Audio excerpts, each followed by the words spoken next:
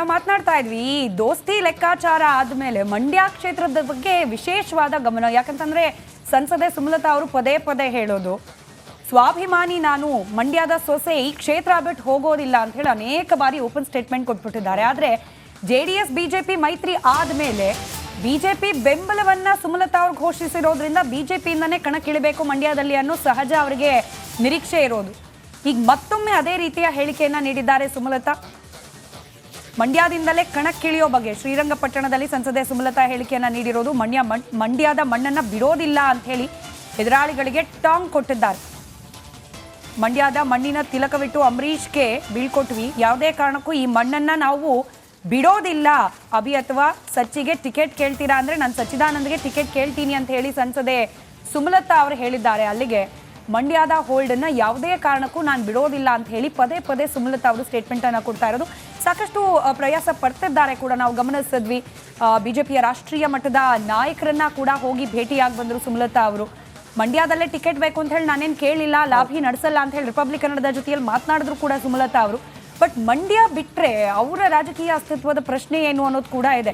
ಅವರೇ ಇನ್ಫ್ಯಾಕ್ಟ್ ಮಾತನಾಡುವಾಗ ಹೇಳಿದ್ರು, ಶ್ರುತಿ ಬೆಂಗಳೂರು ನಾರ್ತ್ ಕೊಟ್ಟರೆ ನನ್ಗೆ ಈಸಿ, ಅದು ಇನ್ಫ್ಯಾಕ್ಟ್ ನನಗೆ ಓಡಾಡೋದು ಅದು ಇದು ಲೆಕ್ಕಾಚಾರ ಹಾಕಿದಾಗ ನನ್ಗೆ ಈಸಿ ಇದೆ, ಬಟ್ ನನಗೆ ಬೇಡ, ನನ್ನ ಪರ್ಯಾಯ ಸೆಕೆಂಡ್ ಆಪ್ಷನ್ ಅಂತ ಹೇಳಿ ಕೇಳ್ತಲೇ ಇಲ್ಲ ಅಂತ ಹೇಳಿ.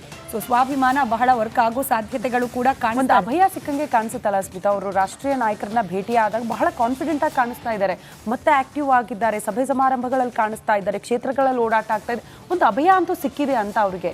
ಬಿಕಾಸ್ ಬಿಜೆಪಿ ಅಲ್ಲಿ ಕಾರ್ಯಕರ್ತರಿರ್ಬೋದು, ನಾಯಕರು ಮಂಡ್ಯ ಯಾವುದೇ ಕಾರಣಕ್ಕೂ ಬಿಟ್ಕೊಡ್ಬೇಡಿ, ನಾವೇ ಉಳಿಸ್ಕೊಳ್ಳೋಣ ಅಂತ ಸುಮಲತಾ ಅವ್ರ ಪರವಾಗಿ ಕೂಡ ಕೆಲವರು ಬ್ಯಾಟ್ ಬೀಸ್ತಿದ್ದಾರೆ ಅನ್ನೋದು. ಹಾಗಾಗಿ ಟಿಕೆಟ್ ಮತ್ತೊಂದ್ ಕಡೆ ನಿಖಿಲ್ ಕುಮಾರಸ್ವಾಮಿ ಅವರು ಹೇಳಿದ್ದಾರೆ ನಾನು ಕಂಟೆಸ್ಟ್ ಮಾಡಲ್ಲ ಹೇಳಿದ್ದಾರೆ. But in case Mandya Sumalatha ಅವ್ರಿಗೆ ಅಥವಾ ಅವ್ರು ಹೇಳ್ದವ್ರಿಗೆ ಬಿಟ್ಕೊಟ್ರೆ ಮೈಸೂರು ಕೊಡಗು ಏನಾಗುತ್ತೆ, ಅದೊಂದು ಪ್ರಶ್ನೆ ಇದ್ದೇ ಇದೆ. ಎನಿವೆ ಸುಮಲತಾ ಅವ್ರ ಈ ಬಗ್ಗೆ ಮಾತನಾಡಿದ್ದಾರೆ, ಏನ್ ಮಾತನಾಡಿದ್ದಾರೆ ನೋಡೋಣ. ಬಂದು ಭಾಷಣ ಮಾಡಿ ಹೋಗಿ ಈ ಮಣ್ಣಿನ ಗುಣ ಇದೆಯಲ್ಲ, ಈ ಮಣ್ಣಿನ ತಿಲಕ ಹಚ್ಚಿ ನಾವು ಅಂಬರೀಷ್ ಅವರನ್ನ ಇಲ್ಲಿಂದ ಬೀಳ್ಕೊಡುಗೆ ಕೊಟ್ಟಿದ್ದು. ಈ ಮಣ್ಣಿನ ತಿಲಕ, ಈ ಮಣ್ಣಿನ ಋಣ, ಈ ಮಣ್ಣಿನ ಗುಣ ಎಂದೆಂದಿಗೂ ಬಿಡಲ್ಲ. ಸುಮಲತಾ ಅಂಬರೀಷ್ ಈ ಮಣ್ಣನ್ನು ಬಿಡಲ್ಲ. ಇದೇ ಶ್ರೀರಂಗಪಟ್ಟಣದಲ್ಲಿ ನಾನು ನಿಂತ್ಕೊಂಡು ಸಚಿ ಒಂದು ರಾಜಕಾರಣದ ಒಂದು ಎಂಟ್ರಿ ವೇಳೆ ನಾನು ಹೇಳಿದ್ದೆ. ಎಲ್ಲರೂ ಅವಾಗ ಕೇಳ್ತಾ ಇದ್ರು, ಕಳೆದ ವಿಧಾನಸಭಾ ಚುನಾವಣೆಯ ಒಂದು ಹೊತ್ತಲ್ಲಿ ಸಚಿನ ನಿಲ್ಲಿಸ್ತೀರಾ, ಅಭಿಷೇಕ್ನ ನಿಲ್ಲಿಸ್ತೀರಾ, ನೀವು ನಿಂತ್ಕೋತೀರಾ ಅನ್ನೋ ಮಾತು ಎಲ್ಲ ಕಡೆ ನಡೀತಾ ಇತ್ತು. ಮಾಧ್ಯಮಗಳಲ್ಲಂತೂ ಆವತ್ತಿಂದ ಇವತ್ತಿಗೂ ಆ ರೀತಿಯ ಒಂದು ಊಹಾಪೋಹಗಳು ನಡೀತಾನೇ ಇದೆ, ನಡೀಲಿ. ಆದರೆ ನಾನು ಒಂದೇ ಮಾತನ್ನೇ ಈ ವೇದಿಕೆ ಇದರಲ್ಲಿ ಹೇಳಿದ್ದೆ. ನಾನು ಅದೇ ಮಾತನ್ನು ನಾನು ಉಳಿಸ್ಕೊಂಡು ಬಂದೆ ಸಚಿ ಪರವಾಗಿ. ಯಾಕೆಂದರೆ ಸಚಿನೂ ನನ್ನ ಪರವಾಗಿ ನಿಂತಿದ್ದ ನನ್ನ ಚುನಾವಣೆಯ ಒಂದು ಹೊತ್ತಲ್ಲಿ. ಯಾವತ್ತೂ ಅದನ್ನೇ ಹೇಳ್ತಾ ಇದ್ದೀನಿ. ಹೋಗ್ತಾರೆ ನಮ್ಮ ಪ್ರತಿನಿಧಿ ಆನಂದ್ ನೇರ ಸಂಪರ್ಕದಲ್ಲಿ ಜಾಯಿನ್ ಆಗ್ತಿದ್ದಾರೆ. ಆನಂದ್, ಸ್ಪರ್ಧೆ ಖಚಿತ, ಆದ್ರೆ ಬಿಜೆಪಿ ಅಭ್ಯರ್ಥಿಯಾಗ ಪಕ್ಷೇತರ ಅಭ್ಯರ್ಥಿಯಾಗ ಅನ್ನೋದು ಒಂದು ಕುತೂಹಲ. ಪಕ್ಷೇತರ ಅಭ್ಯರ್ಥಿಯಾಗಿ ಈ ಬಾರಿ ಕಣಕ್ಕಿಳಿಯೋದು ಡೌಟ್, ಅಷ್ಟು ಸುಲಭ ಇಲ್ಲ ಕೂಡ ಗೆಲುವು ಅನ್ನುವಂತಹ ವಿಚಾರ. ಬಿಜೆಪಿ ನಾಯಕರನ್ನ ವರಿಷ್ಠರನ್ನ ಭೇಟಿ ಮಾಡಿ ಬಂದಾಗ ಒಂದು ಅಭಯ ಸಿಕ್ಕಿದೆಯಾ? ಆ ಕಾನ್ಫಿಡೆಂಟ್ ಅಲ್ಲಿ ಸುಮಲತಾ ಅವರು ಮಾತನಾಡ್ತಿದ್ದಾರೆ ಹೇಗೆ ಅಂತ?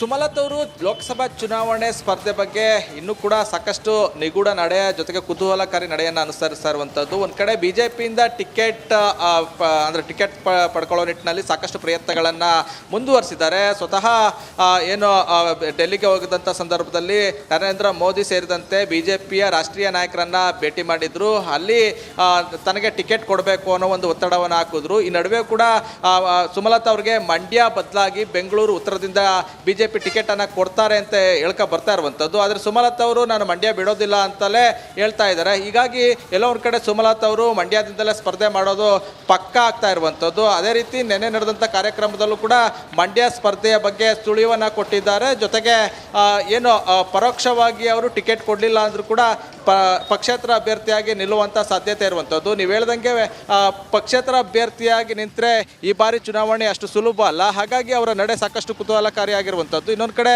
ಬಿ ಜೆ ಪಿ ಕೂಡ ಸುಮಲತಾ ಅವ್ರಿಗೆ ಕೊಟ್ಟರೆ ಏನಾಗ್ಬೋದು ಅನ್ನೋ ಸಾಧಕ ಬಾಧಕಗಳನ್ನು ಕೂಡ ಒಂದು ರೀತಿ ಸರ್ವೆಗೆ ಮುಂದಾಗಿರುವಂಥದ್ದು. ಹಾಗಾಗಿ ಸಾಕಷ್ಟು ಚರ್ಚೆ ಕೂಡ ನಡೀತಾ ಇದೆ. ಅಂತಿಮವಾಗಿ ಸುಮಲತಾ ಅವರು ಯಾವ ನಿರ್ಧಾರವನ್ನು ತೆಗೆದುಕೊಳ್ತಾರೆ ಅನ್ನೋದನ್ನ ಕಾದು ನೋಡಬೇಕಾಗಿದೆ. ಶ್ರುತಿ.